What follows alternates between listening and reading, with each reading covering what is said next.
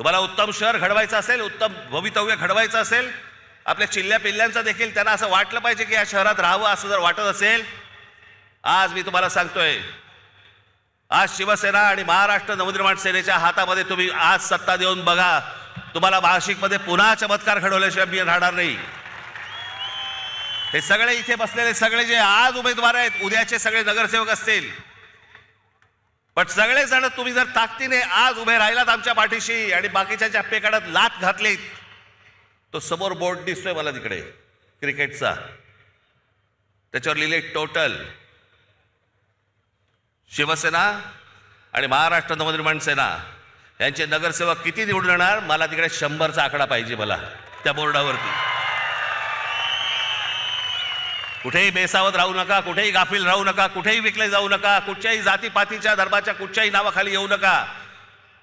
हे शहर उत्तम करायचंय, सुदृढ करायचंय, सुंदर करायचंय, चांगलं करायचंय, येणाऱ्या पिढ्यांच्या भवितव्यासाठी चांगलं करायचंय.